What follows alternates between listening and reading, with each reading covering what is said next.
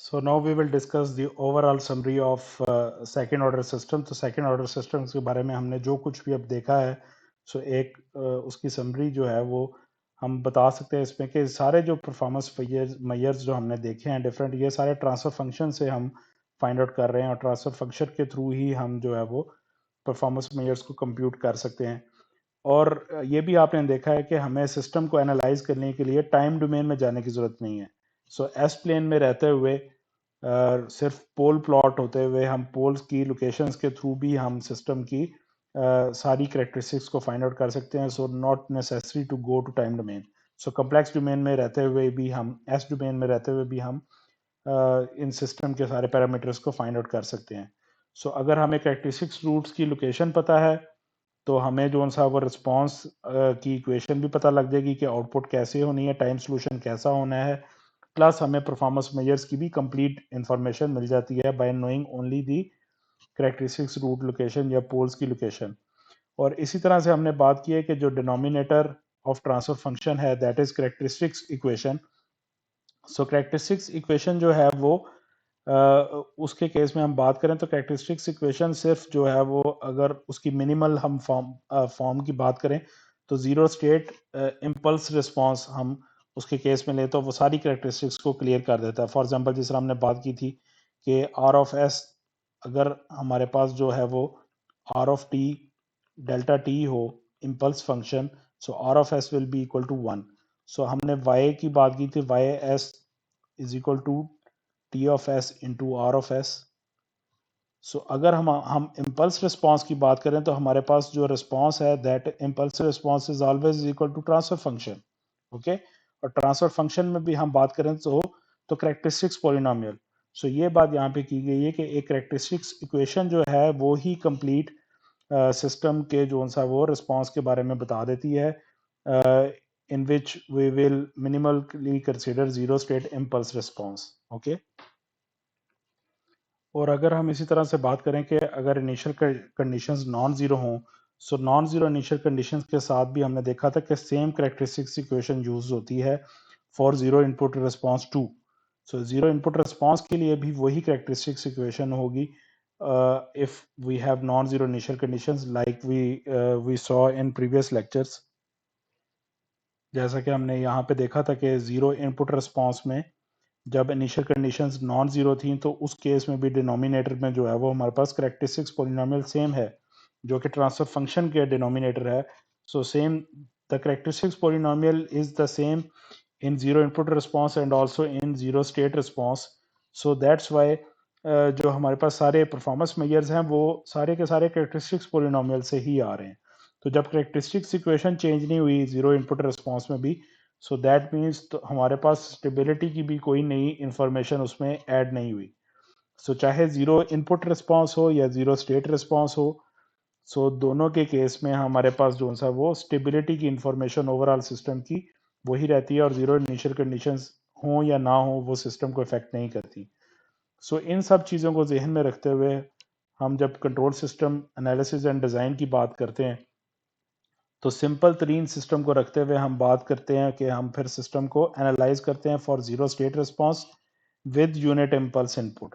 That means कि हम सिर्फ ट्रांसफर फंक्शन को बेसिकली स्टडी करते हैं और उसी को ही देखते हुए हम सिस्टम को डिफाइन करते हैं।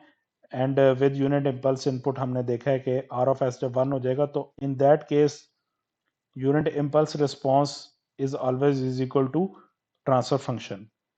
सो ये सिंपलेस्ट फॉर्म है किसी भी सिस्टम की with non zero input function. So यहाँ पे इनपुट फंक्शन इम्पल्स इनपुट है, तो इम्पल्स रिस्पांस हमेशा जो सा वो ट्रांसफर फंक्शन के इक्वल आता है। तो कंप्लीट कंट्रोल सिस्टम एनालिसिस और डिज़ाइन के लिए हम जब भी सिस्टम को डिज़ाइन कर रहे थे तो हम सिस्टम के इम्पल्स रिस्पांस को ही देखते हुए जीरो स्टेट इम्पल्स रिस्पांस को देखते हुए हम उसकी सारी कैरेक्टरिस्टिक्स डिफाइन करते हैं और ये सारे परफॉर्मेंस मेजर्स और ये सारी चीज़ें हम ट्रांसफर फंक्शन से फाइंड आउट करते हैं। सो इस पॉइंट तक हमारा जो है वो कंप्लीट सेकंड ऑर्डर सिस्टम का डिटेल्ड एनालिसिस और उसके परफॉर्मेंस मेजर्स हमने देखे हैं। तो सब चीज़ें यहाँ तक हम उसकी कंप्लीट दे चुके हुए हैं सेकंड ऑर्डर सिस्टम के रिस्पांस तक और उसके परफॉर्मेंस मेजर को इंक्लूड करते हुए भी। सो नेक्स्ट जो है वो अब बात इसके ऊपर हम नेक्स्ट स्टेबिलिटी की बात करेंगे कि अब सिस्टम की स्टेबिलिटी जो है वो कैसे चेक की जा सकती है।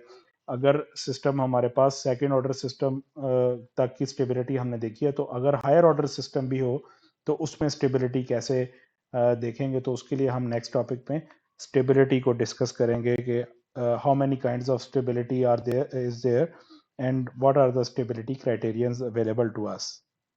So in these practice problems, we have to find out percentage overshoot and peak time, rise time and setting time. So हमें systems के transfer functions given है और transfer functions के through हमने इन performance measures को find out करना है, 4 performance measures को find out करना है. So इसके लिए हमने देखा है कि अब basically हमें जो mainly चाहिए वो natural frequency और zeta damping ratio की value चाहिए. उसके लिए बेसिकली हम जो है वो इस कैरेक्टरिस्टिक्स पोलिनोमियल को जो है वो S square plus 2 zeta omega N S plus omega N square की फॉर्म के साथ इक्वेट कर सकते हैं. So from here we can find out omega N. So omega N निकल आएगी हमारे पास. So omega N square is basically is equal to 100. So we can say from here omega N is equal to 10. Okay, और इसी तरह से हम zeta को भी फाइंड आउट कर सकते हैं. So zeta 2 zeta omega n is equal to basically 4. So यहाँ पे इस 4 की वैल्यू के इक्वल है, तो यहाँ पे हम फाइंड आउट कर सकते हैं जीटा को. ओके, सो यहाँ से आपके पास जीटा की वैल्यू निकल आती है. तो जीटा की वैल्यू है और ओमेगा एन की वैल्यू आ गया. तो now we can use these performance measures to find out these performance measures. Okay, so rise time के लिए हम देख लें तो आपके पास नॉर्मलाइज्ड राइज टाइम आएगा against some value of damping ratio. तो डैम्पिंग रेशो की किसी वैल्यू के लिए आप normalized rise time को निकाल लें, and you also have the value of omega and natural frequency, so you can find out the rise time. So यहाँ पे आप rise time TR जो है वो easily find out कर सकते हैं. इसी तरह से percentage overshoot. So percentage overshoot के लिए भी जो है वो ये परफॉर्मेंस कर्व हमारे पास यूज हो रही है. Percentage overshoot with damping ratio के साथ रिलेशनशिप अवेलेबल है. सो ये भी बड़ा इजीली हम इस स्टैंडर्ड कर्व्स के थ्रू इस कर्व के थ्रू फाइंड आउट कर सकते हैं. इसी तरह से peak time. So peak time के लिए हमने फार्मूला देखा है T P is equal to pi over omega. So pi over omega. तो ओमेगा बेसिकली फाइंड आउट करते हैं हम. सो ओमेगा के लिए आप जीटा और ओमेगा एन की फॉर्म का जो हमारे पास फार्मूला है वो भी यूज कर सकते हैं. और अदर वे भी आपको हम पहले जिस तरह बता चुके हुए हैं कि आप कैरेक्टरिस्टिक्स पोलिनोमियल के थ्रू भी ओमेगा फाइंड आउट कर सकते हैं. सो बेसिकली कैरेक्टरिस्टिक्स पोलिनोमियल के आपको फैक्टर्स बनाने हैं सिग्मा और ओमेगा की फॉर्म में. कॉम्प्लेक्स कॉन्जुगेट जो रूट्स इसके निकलेंगे, so that imaginary part of that complex conjugate roots या पोल्स का जो इमेजिनरी पार्ट है दैट इज ओमेगा. ओके, सो इस तरह से आप पीक टाइम भी फाइंड आउट कर सकते हैं. And for setting time you have these two curves. Okay, सो इस परफॉर्मेंस कर्व के थ्रू हम जो सा वो normalize settling time find out कर सकते हैं अगेंस्ट डैम्पिंग रेशो. और फिर dividing by natural frequency we can find out the settling time. And also you can find out कि कितने एक्सट्रीम मास लेने के बाद जो है ये सेटलिंग टाइम अचीव होगा. ओके, सो कंप्लीट आपको परफॉर्मेंस मेजर्स जो सा वो इन कर्व्स के थ्रू मिल रहे हैं.